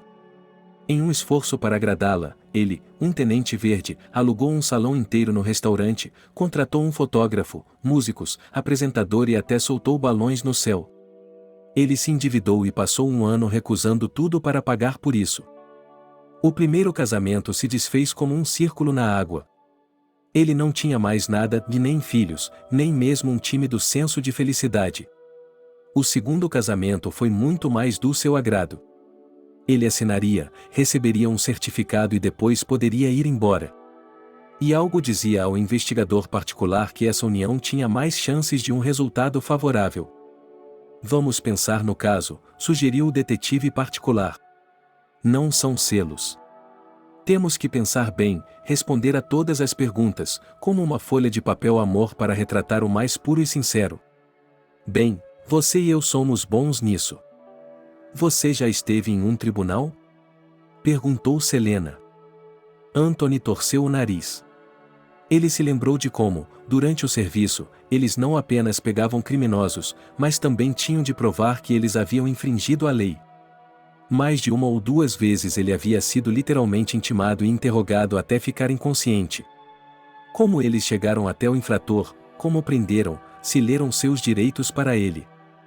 O mais frustrante era quando as respostas de Anthony não satisfaziam o juiz ou o promotor. Então o infrator podia ser absolvido e ele, o operador, privado de um bônus ou até mesmo de outro posto. Sim, eu já passei por isso, disse Anthony. Vou lhe dizer uma coisa, o principal em um julgamento é não falar demais. Apenas o que eles querem ouvir de você. Como vou saber o que eles querem ouvir? Perguntou Selena. Com certeza Angela nos explicará tudo. E ela vai nos contar. Angela? A garota estava indignada. É assim que você a chama? Você a conhece? Me desculpe, querida. Não, vamos conversar sobre isso logo, para não haver confusão, disse Anthony. Tudo bem, não estou ofendido. Eu chamo todas as mulheres que jogam do nosso lado de família. Entendeu? Além disso, colocando você e ela lado a lado? Bem, a escolha é óbvia, eu acho. Selena agora se sentia mal por ter levantado a voz para o marido. Ela ainda não entendia como ele ousara pedi-la em casamento. E ele não só a havia pedido em casamento, como também havia marcado o casamento para o dia seguinte. É claro que ela havia imaginado o casamento de forma diferente. Um vestido luxuoso, véu, convidados, fotógrafo. Mas, na verdade, quem ela poderia chamar? Ela não tinha amigos aqui, nem família. Anthony, sabe, você entrou na minha vida como um prêmio de loteria. Vou me preocupar o tempo todo se ganhei você por engano. Ou que você tenha sido roubado. Você acredita nisso? O detetive particular ficou constrangido com o sentimentalismo e, em seu emprego anterior, estava acostumado a esconder as emoções. Você sempre tem que ser o cara corajoso e forte que vence, não importa o que aconteça. E o estresse é aliviado com álcool ou correndo pela noite de Washington. Tive de me acostumar a um novo modo de vida, respeitável, exemplar. Quero que você e eu conversemos sobre isso, disse ele. E pense se a Angela, desculpe, Angélica, precisa saber. Do que se trata? Perguntou ela. Enquanto estávamos lá, saí para fumar. Dá para acreditar que este orfanato tem uma sala para fumantes? Para hóspedes com cachimbos, nada menos. Mas, sabe, eu estava fazendo algum trabalho. Conversei com uma das funcionárias. E o que ela disse? Ela pensou que eu era um policial, então me confessou como padre. Não parece muito crível, mas, então, por que ela mentiria para mim? A doença era nojenta. Era como se Marta estivesse em um redemoinho, viesse à superfície e afundasse novamente. Às vezes, a febre alta passava e ela se sentia quase bem. Depois, a doença voltava com vigor renovado, prendendo-a à cama. Marta não se preocupou nem por um segundo em não ir à aula, em não ver as outras meninas e os outros alunos. A mulher de cabelos brancos, cujo nome ela sussurrava em delírio, era outro assunto. Selene. Por alguma razão, ele lhe parecia estranhamente familiar e conhecido. Também foi muito difícil para ela porque nenhum de seus colegas de classe veio apoiá-la. Eles nem sequer lhe deram um bilhete. O diretor da escola proibiu de usar o telefone e o tablet, e ele disse que isso era prejudicial durante uma doença como essa. Somente sua mãe a olhava a cada 1 ou 2 horas, tocava sua testa e suspirava. Mas o próprio John estava sempre por perto e de muito bom humor. Nos primeiros dias, ele literalmente dormiu na cama ao lado, medindo a temperatura dela 2 vezes por noite. Ele lhe dava xaropes e pós desagradáveis, trazia-lhe mordidas de mirtilo recém-preparadas. Ele ajudou-a a ir ao banheiro e, graças a Deus, ela não entrou em território proibido. Ele era muito envolvido e educado de uma forma que ela nunca o tinha visto antes. Eu nunca vou deixar você, disse John. Sempre estarei com você. Essas palavras, que em outra situação a teriam feito estremecer, eram apropriadas dessa vez. Descobriu-se que o diretor conhecia tão bem quanto um médico várias pílulas e injeções. No terceiro dia, entretanto, o médico veio vê-la e elogiou John por seu tratamento. É obviamente uma gripe, disse ele. Precisamos observar sua temperatura e baixá-la se ela subir acima de 38,5 graus Celsius. Bochechos para a garganta, muita água, cápsulas antivirais. Doutor, Marta fungou, quanto tempo vou ficar doente? Se Deus quiser, no quinto dia você estará bem, sorriu o médico. Ouça-o, John. Você estaria perdida sem ele. Que mentor! A Blackbeard tem muita sorte de ter um proprietário tão maravilhoso morando e trabalhando aqui. Marta não fez a pergunta sobre a duração de sua doença por curiosidade. Ela estava apenas tentando descobrir quantos dias Selena, sua nova mãe, esperaria por ela. Talvez uma semana fosse suficiente para ela, mas e 2? E 3? Não há como saber com certeza. Os adultos podem agir como crianças às vezes. Se você ficar aqui em isolamento total por mais de uma semana, verá todos os tipos de reações. Selena deve achar que Marta é uma criança rude e arrogante por não ligar ou escrever para ela. No entanto, ela não sabia o número de telefone da futura mãe.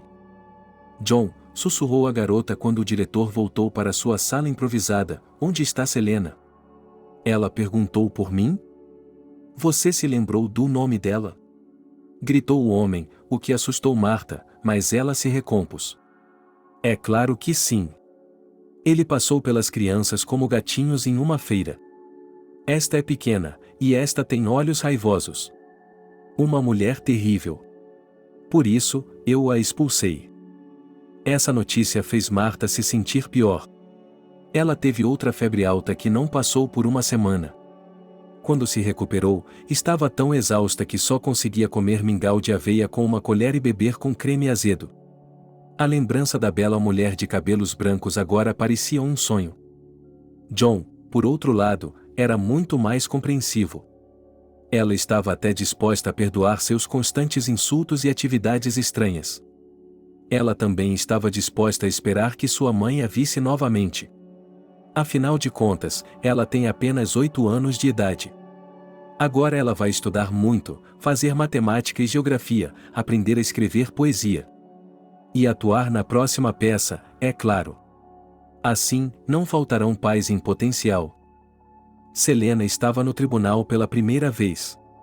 Angélica convenceu de que eles precisavam agir rapidamente, assim, teriam pelo menos uma pequena chance de sucesso.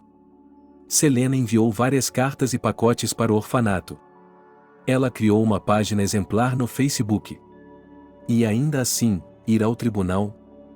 Selena sempre achou que era um lugar muito sombrio, onde esperanças e sonhos eram destruídos. Ela não tinha ideia de como eram as sessões, nem do que dizer, nem por que os juízes usavam vestes tão ridículas. Quando se encontraram no tribunal no dia da audiência, Angélica estava de muito bom humor. Ela se sentia como um peixe na água nessa casa estadual. Vocês não sabem a sorte que temos, disse o advogado.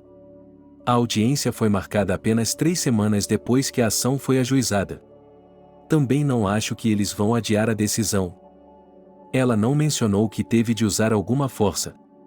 Outros processos levaram meses para serem resolvidos sem qualquer esperança de rapidez. Mas seus clientes, por alguma estranha coincidência, sempre tinham sorte. Selena estava com medo se a decisão fosse tomada nos próximos dias, e se não fosse a seu favor. O que deveríamos dizer? Perguntou Selena. Como deveríamos nos comportar? Eu falarei, disse Angélica, e seu tom parecia um pouco arrogante. Se lhe fizerem perguntas, pense no que o juiz quer ouvir. Vocês são uma família positiva, sem maus hábitos, o marido é um excelente policial, agora aposentado. A mãe é uma artista. Vocês não precisam acusar ninguém de nada nem inventar nada, ok? Há 2 semanas, o advogado também se reuniu com Anthony e ouviu sua história sobre o que poderia estar acontecendo no orfanato. Ah, que homem! A vida pessoal de Angélica não estava indo bem. Ela está agora com 39 anos e a felicidade feminina não a encontrou. Bem, alguns têm sorte no amor e outros têm sorte em suas carreiras. John estava na frente da sala do juiz e parecia bem. A advogada observou que o terno dele não custava mais do que 200.000 abotoaduras caras, cinto elegante. A aparência geral estragou a bolsa com cinto, tão popular nos anos 90. Não estava claro por que ele a havia colocado em seu terno impecável.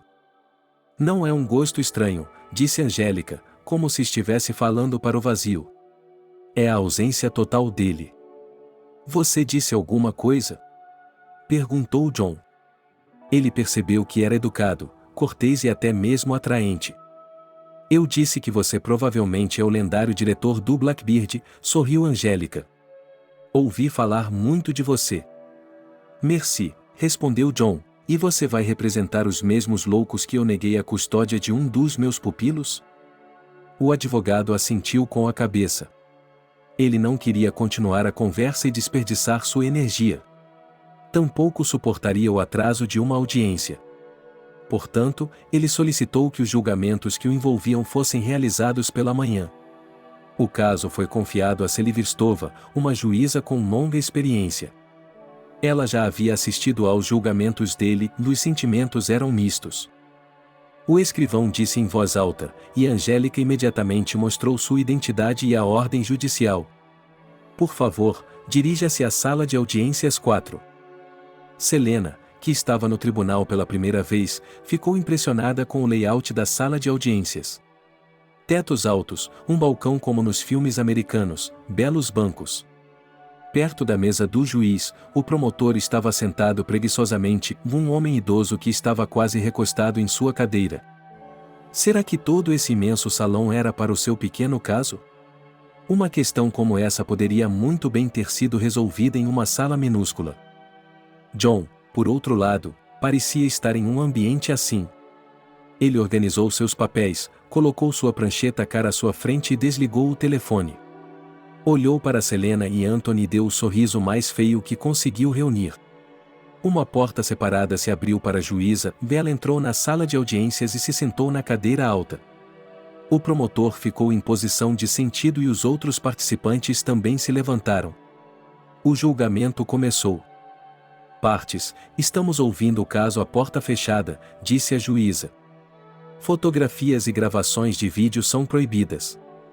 E por revelar informações, vocês podem ser processados, o promotor não vai mentir. O retorno à equipe foi ainda mais difícil pelo fato de Harry ter sido levado para um orfanato, a mesma menina travessa que agora tem 10 anos de idade. Ele criou uma página na mídia social, onde alegremente postava fotos de sua nova vida. Aqui está seu lindo quarto. Aqui estão os brinquedos que seus novos pais lhe deram, embora não sejam apropriados para a idade. Olá, Marta, disse Harry quando ligaram para o vídeo. Você está se sentindo melhor? Não sei, respondeu Marta. Tudo aconteceu muito rápido. Você e a família.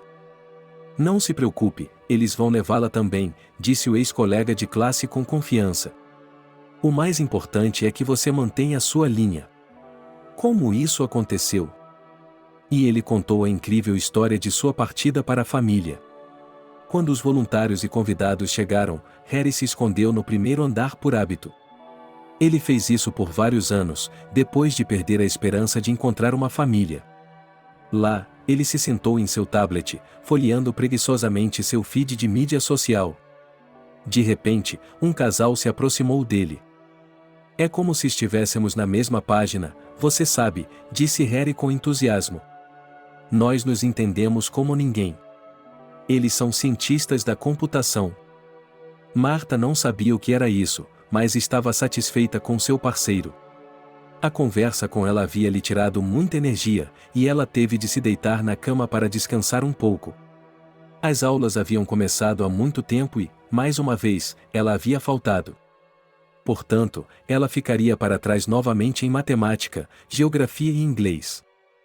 Ela se sentou à mesa, pegou os livros didáticos e começou a lê-los. E se algo não estava claro para ele, ele procurava uma videoaula no YouTube e tentava resolver o problema. Descobriu-se que a internet não estava cheia apenas de vídeos engraçados e imagens malucas. Os rapazes e moças na telinha podiam explicar qualquer assunto tão bem quanto seus professores.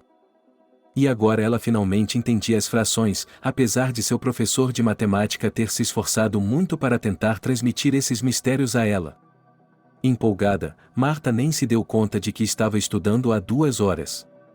Em breve, ela não apenas alcançaria a turma, mas a ultrapassaria.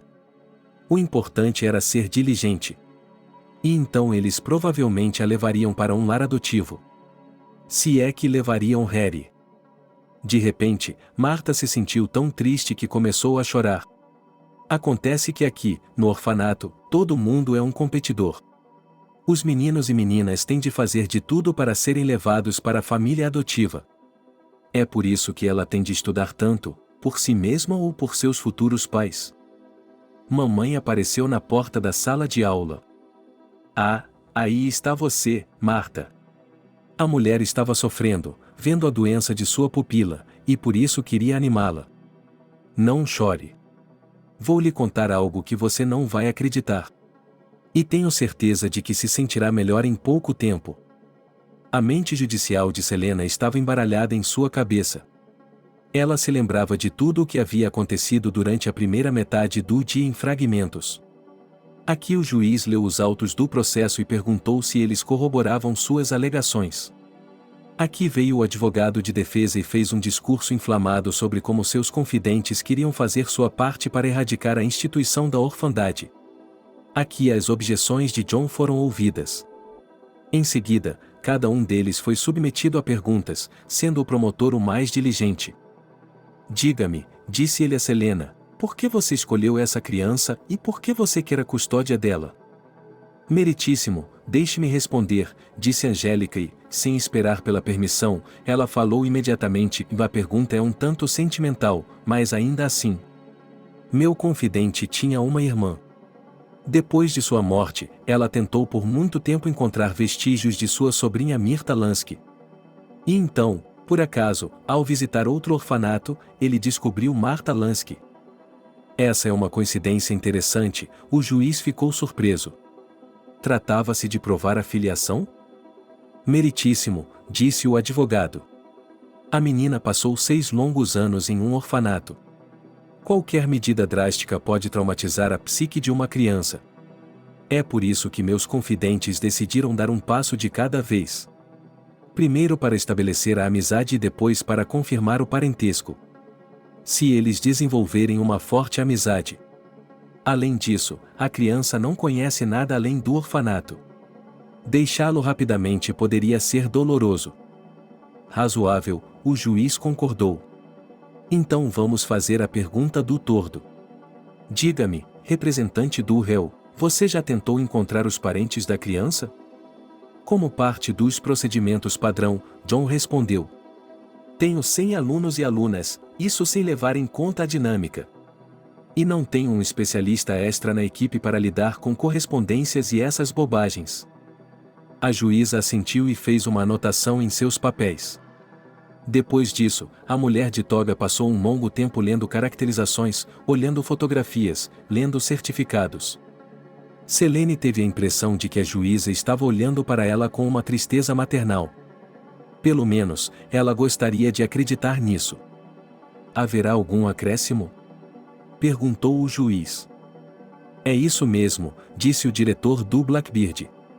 Sei que Marta tem apenas 8 anos de idade e que, por lei, sua opinião não deve ser levada em conta na resolução de disputas desse tipo. Mas, mesmo assim, peço que leia e anexe ao processo a carta escrita por minha aluna. Ignorando a secretária, o próprio John se aproximou da juíza, e ela até teve de bater nele com um martelo por decência. Na verdade, a secretária trabalha conosco, disse ele, apontando para a moça em frente ao computador. Toda a papelada tem que passar por ela. E os outros participantes do processo podem se familiarizar com os documentos. Desculpe, deu de ombros o diretor. Sou apenas um professor, não um advogado. E, em meu trabalho, penso em primeiro lugar no bem-estar das crianças, não em todos esses arcos legais. O juiz suspirou, pegou a carta com a letra esparsa da criança e começou a lê-la em voz alta. Algumas frases pareciam muito maduras para Selena. Depois de 1 minuto, Ela quis dar um pulo e sair correndo da sala de audiências, mas Anthony agarrou seu braço.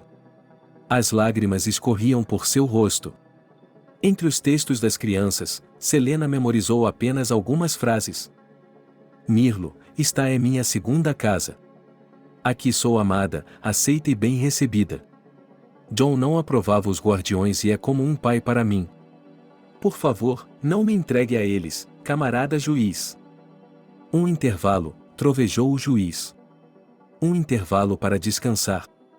Continuaremos depois do almoço. Marta não podia acreditar em seus ouvidos. Afinal, John a havia enganado mais uma vez. E Selena não só queria levá-la embora, como também havia decidido ir a julgamento. O que era isso, a garota só sabia em linhas gerais. Deve ser um lugar onde os diretores malvados são obrigados a entregar seus filhos para as mães e os pais, se eles realmente os quiserem. Mas por quê? Perguntou Marta à mãe da professora. Por que ela fez isso? Não pergunte, a mulher acenou com a mão. O que somos nós? Pessoas pequenas e sem inteligência. E John é o chefe. Veja o orfanato que ele construiu. Dirigi quilômetros para trabalhar aqui. Ainda não entendi, disse Marta. Não há nada para entender, a professora acenou com a mão. Vejo que você está fazendo matemática aqui, não está? Que legal! Tudo o que eu tinha visto antes nos tablets das crianças eram vídeos intermináveis, jogos e testes idiotas. Um menino de seu grupo, que havia sido acolhido há muito tempo, lia livros e jogava xadrez. Mas isso era uma exceção à regra. Olhando para Marta, ele percebeu que ela também não pertencia àquele lugar. Ela era muito diferente das outras meninas. Marta, você se lembra de alguma coisa sobre você?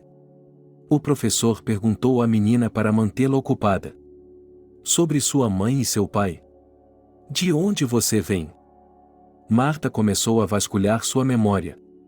Às vezes, imagens lhe vinham à mente, uma grande lebre de pelúcia, um berço alto. E o carro preto no qual ela havia sido levada. Ela não entendia para onde tudo aquilo tinha ido. John disse que se você estivesse se sentindo bem, deveria ir vê-lo, disse a professora, com os olhos baixos. Não posso ir? Perguntou Marta. Você pode dizer que ainda estou doente? Você sabe, minha querida, que é pecado enganar os adultos. Além disso, o diretor da escola vai descobrir de qualquer maneira. Vá, ele não fará nada de tão ruim com você. Vá, vá. Então Marta pensou em ir vê-lo, mas não para participar de sua aula estúpida. Não, ela tentaria descobrir tudo. Por que ele estava aqui, por que havia levado a tia Selena e por quanto tempo ela ficaria presa no Blackbeard. Após o intervalo, Selena recuperou a compostura e se lembrou bem dos eventos que se seguiram. Apesar de seu humor abatido, Angélica explicou que tudo estava bem. De alguma forma desconhecida, ela conseguia ler o humor do juiz e deduzir se ele estava de acordo ou não. Não quero alimentá-lo com esperanças, ela sorriu. Mas a posição desse pardal azul é muito fraca. O que você quer dizer com isso? Perguntou Selena. Ele está preocupado com a proteção da criança, explicou a advogada. Mas que tipo de infância existe nesse orfanato? Apenas uma imitação. Família é outra coisa. Anthony, você tirou seu trunfo do bolso? Sim, seu marido assentiu. Esperando ali, no fim do corredor. Lendo os jornais. Aquele corvo não o viu? Não, respondeu Anthony. Ele não vê nada além de seu bico. Mais uma vez, o ciúme apertou o coração de Selena. De fato, enquanto ela e Angélica tomavam café e davam baforadas, Anthony havia saído para algum lugar. Ela pensou que fosse para fumar. E acontece que eles têm seus próprios segredos. Mas a garota sabia como se conter e não começou a descobrir sobre o relacionamento. Afinal, ela poderia fazer isso um pouco mais tarde. A sessão continuou. Depois do almoço, o juiz parecia claramente mais satisfeito e relaxado. Ele examinou os papéis mais uma vez, esclareceu algumas perguntas das partes e estava claramente decidindo se havia provas suficientes para encerrar o julgamento. Como se fosse do nada. Há mais alguma coisa que as partes gostariam de acrescentar? Perguntou o juiz. Que fique registrado que é inadmissível fazer referência a provas que não foram objeto do julgamento nas reclamações. Meritíssimo! Disse a advogada com sua voz cara. Antes de prosseguirmos com o debate e o senhor se retirar para a sala de deliberação, o reclamante tem uma moção. Sim, disse o juiz. Nós propomos. Não, solicitamos a inquirição de uma testemunha cujo depoimento pode desempenhar um papel fundamental na resolução deste caso. Ele pronunciou o nome, e o diretor ajustou nervosamente a gravata. Protesto! Gritou ele. Protesto! Ordem, a juíza chamou a ordem e bateu o martelo. A autora da ação ainda não havia terminado de ler sua moção. Meritíssimo, o advogado continuou. A presença da testemunha foi garantida. E para preservar certos aspectos da privacidade, solicito que a testemunha seja examinada na ausência das partes. Protesto, John gritou novamente. Isso é uma violação flagrante dos direitos de uma criança. Como eles podem interrogar essa velha decrépita na minha ausência? O tribunal decidiu conceder a moção em parte, disse o juiz. Interrogue a testemunha na presença do autor e do réu. Beth entrou na sala do tribunal. Ela havia percorrido um longo caminho e sua força estava quase acabando. A concierge se aproximou do banco e apertou os olhos, tentando enxergar através do véu de sua idade avançada o juiz com seu grande manto preto. Você sabe quem eu sou e onde você está? Beth interveio. Sim, acho que sim. Vou lhe contar tudo, a história toda. O diretor do orfanato ficou pálido e agarrou-se à escrivaninha com as duas mãos, como se o mundo inteiro estivesse desabando. 2 dias antes da fatídica audiência no tribunal, seus subordinados já haviam apunhalado John pelas costas. E pensar que ele, o escritor e diretor da peça chamada O Blackbird, foi traído da maneira mais insidiosa. Agora, todos os seus esforços para construir uma relação de confiança com Martha eram em vão. E se ela descobrisse que ele havia adotado o nome e o sobrenome dela? Você não será julgado! Gritou o diretor. Eu vou demitir a mãe da professora, eu juro. Assim que eu encontrar uma substituta para ela. E pensar que ela desobedeceu às ordens dele. Ele disse a Martha que Selena não só não havia desistido de seu pequeno tesouro, como também havia entrado na justiça. Ela contratou uma advogada, aquela mulher de terno. Não, ela não vai desistir sem lutar. E enquanto a garota estiver em seu poder, é muito cedo para desistir. Escreva um pedido de demissão. O diretor exigiu isso. Escreva que não vai a lugar algum. Ou você sabe o que vai acontecer. Não vou fazer isso, Martha insistiu. Eu gostava muito de minha mãe. Tomamos chá e conversamos. Hoje fiz matemática. Você só a viu uma vez, disse John. Você me conhece a vida inteira. Alguma vez eu menti para você? Alguma vez eu o traí? Martha se perguntou. Sim, o diretor tinha sido educado e gentil com ela, embora às vezes fosse severo. Mas o que ela realmente sabia sobre ele? Não concordo, disse a garota. Não posso enganar ninguém, John.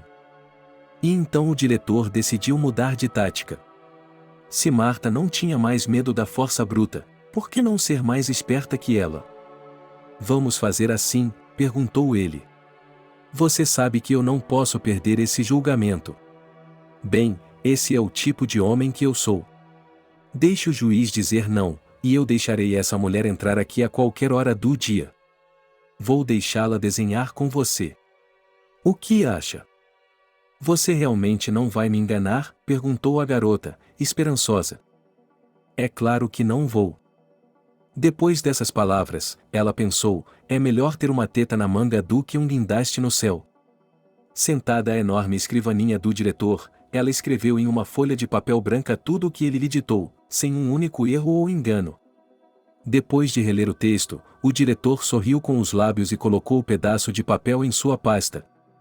E agora? Vamos começar a aula agora? Eu não quero. Vamos apenas reforçar o que já aprendemos, sorriu o diretor. Beth se encostou na porta e não acreditou no que ouvia. Lá estava ele, o homem de ouro. Ali estava ele, o educador excepcional e inovador, colocando uma menina em seu colo e dizendo coisas tão terríveis para ela. A faxineira chegou a apertar o coração, de tão envergonhada e magoada com o que estava acontecendo. Quando você crescer, será minha, disse John a ela. Fomos feitos um para o outro. Eu já me decidi. Assim que você fizer 17 anos, vamos pedir uma licença de casamento, está me ouvindo? Marta ficou em silêncio. As lágrimas escorriam por seu rosto. Toda menina da idade dela já sabia o que era um cartório, um casamento, uma noiva e um noivo. Mas será que esse diretor era realmente seu futuro marido? Será que ela teria de viver com ele até morrer? Você é meu. Você é minha, você é minha, você é minha, disse Juan em um cântico, como se estivesse entrando em uma espécie de transe. Eu sou sua, Marta repetiu, com lágrimas escorrendo pelo rosto. Eu sou seu, eu sou seu, eu sou seu, eu sou seu, eu sou seu, eu sou seu. Esse estranho mantra continuou por pelo menos 15 minutos. Com cuidado, ela se afastou da porta e, arrastando os pés, dirigiu-se à sala dos oficiais para se preparar para ir para casa. O diretor estava tão absorto em sua próxima aula que nem ouviu seus passos. Havia silêncio na sala. Os olhos do promotor, do juiz e do advogado estavam fixos no zelador. O rosto cor de vinho do diretor era uma indicação eloquente de que as palavras de Beth poderiam muito bem ser verdadeiras. Isso é inédito, sussurrou a mulher de manto. Aqui está uma cruz para você, neta. Gritou a faxineira e fez o sinal da cruz. E quando John finalmente se recompôs e levantou da cadeira para contestar, foi rudemente interrompido. Adiado, disse o juiz, e olhou expressivamente para o promotor. A audiência continuará depois de amanhã, às 10 horas. Assim que a juíza se dirigiu à sua porta separada, John começou a juntar rapidamente os papéis e a colocar a prancheta cara em sua pasta de couro. O promotor veio correndo até ele com uma velocidade sem precedentes para seu tamanho e idade. Onde você está indo? Perguntou ele. Preciso falar com você com urgência. Digamos que eu precise lhe fazer algumas perguntas. Sobre o quê? O diretor me respondeu. Não estou respondendo a nenhuma pergunta. Adivinhe? Gritou o promotor. Ele estava segurando o antebraço de John com força com a mão esquerda e discando para alguém no telefone com a direita. A luta deles não durou muito tempo. Em algum momento, o diretor se recostou em sua cadeira e apoiou a cabeça na mesa. Estou condenado, ele sussurrou.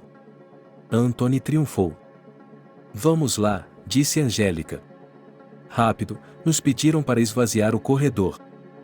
O que acontece agora? Perguntou Selena. O que acontece agora? Seja paciente, disse o advogado. À noite, Anthony e Selena deram um passeio pela cidade. Embora já tivessem comemorado a véspera do Ano Novo, a atmosfera festiva ainda estava no ar. Por toda parte, guirlandas, fitas, grandes figuras iluminadas. Os Papais Noéis, como retardatários no trem, ainda estavam entretendo o público. Essa atmosfera festiva aliviou um pouco os pensamentos tristes de Selena, o que sua garotinha teve de passar. Mesmo no orfanato mais bonito, com os equipamentos mais modernos e as ideias mais avançadas, os fantasmas do passado podiam habitar. Será que sua sobrinha conseguiria se livrar deles? O Blackbird começou a voar e parecia pronto para decolar. Frederic havia levado todas as crianças em seu ônibus em 4 viagens para inúmeras excursões, exposições e peças de teatro. Os corredores e escritórios estavam cheios de pessoas completamente diferentes. É impossível saber ao certo o que elas estavam procurando. Eles mesmos nunca falarão sobre suas descobertas. A menos que alguma informação vaze para a imprensa, mas você acredita nisso? 2 dias depois, Selene estava novamente pronta para o teste interminável. Mas, dessa vez, por uma estranha coincidência, o julgamento durou um tempo mínimo. O lugar de John foi ocupado por uma mulher de idade indeterminada. Sua aparência era simples, um casaco velho, um chale comprido, um penteado discreto. No entanto, havia algo nela que a tornava atraente. A mesa à sua frente estava vazia, havia apenas um jornal aberto. Meritíssimo, disse a mulher gentil. Na audiência anterior, a ex-diretora do orfanato já havia falado. Após uma análise cuidadosa dos documentos, consideramos que sua posição estava errada. Certamente, os autores da ação merecem a oportunidade de se tornarem os guardiões de nossa adorável criança. Então, a senhora reconhece a reivindicação? Perguntou o juiz. A mulher assentiu com a cabeça. Só que pedimos que não sejam cobradas custas judiciais. Se essa exigência for feita, ela será anotada. Somos uma instituição orçamentária e, portanto, não temos meios para pagar advogados caros. Nenhuma ação judicial desse tipo foi apresentada ainda, disse o juiz. Elas serão consideradas à medida que forem chegando. Quando o juiz leu sua sentença em uma voz aguda, Selena não entendeu. Os advogados deveriam aprender seu próprio idioma, como os médicos. Mas ela percebeu, pelo rosto brilhante do advogado, que eles haviam alcançado seu objetivo. E agora? Perguntou Selena. Quando poderei levar Marta para casa? Não tão rápido, sorriu Angélica. Agora você terá de visitá-la várias vezes por semana. Estude com ela, brinque com ela, participe de seu treinamento. Uma vez por mês, você pode sair pela cidade, vá ao teatro ou ao circo, a um café, ao cinema. Se tudo estiver satisfeito, em 1 ano será possível resolver o problema da coabitação. 1 ano inteiro! Exclamou a moça. Não, não pense, não estou reclamando. É só que tudo está demorando muito. Talvez eu não estivesse pronta para isso. Felizmente, ela não cometeu nenhum erro ao escolher um representante. É claro que o caso foi um pouco mais escandaloso do que parecia à primeira vista. Mas isso é bom. O que vai acontecer com John? Perguntou Selena. Ele vai para a cadeia? Não sei, Angélica deu de ombros. Isso não é problema meu. Veja, Selena, você não precisa odiá-lo. Você precisa sentir pena dele. O homem realmente se esforçou para encontrar uma família. Tentando construir uma da melhor maneira que sabe. Mas a verdade é que você não pode obter sua felicidade da dor de outra pessoa. Por falar em felicidade, com quem podemos falar sobre finanças? Com você ou com seu marido? Naquele ano, o Papai Noel chegou um pouco atrasado com seu presente. Já estávamos em fevereiro e as montanhas de neve coletadas em dezembro já estavam quase derretendo quando uma linda tia e seu marido nos visitaram. A garotinha ficou encantada. No início, ela tinha medo de falar com sua nova mãe. Marta era tímida e não conseguia dizer 2 palavras. Mas a tia Selena foi persistente. Ela parecia estar interessada em tudo. Acima de tudo, ela estava interessada em desenhar, o que ela chamava de pintura. Ela lhe dava pincéis e tintas, e na primeira oportunidade, elas encontravam um canto reservado para ficarem sozinhas. Anthony também era bom, embora Marta achasse difícil chamá-lo de papai. A garota o desenhava como um cavalheiro que protegia suas belas damas. A vida no Blackbeard também havia mudado. John desapareceu como se não existisse. Em um dia ele estava lá, no dia seguinte não estava mais. Uma mulher com o belo nome de Leslie tomou seu lugar. Bella sorria o tempo todo quando olhava para seus filhos. Ela não exigia mais que eles limpassem, cozinhassem ou lavassem a roupa, mas Marta não gostou dessa mudança. Você só precisa esperar um pouco mais, minha filha, disse Selena. Vamos ver seu quarto logo, está feliz? Marta pensou que não mostraria as fotos de seu novo quarto a ninguém. Nem mesmo por 1000 curtidas.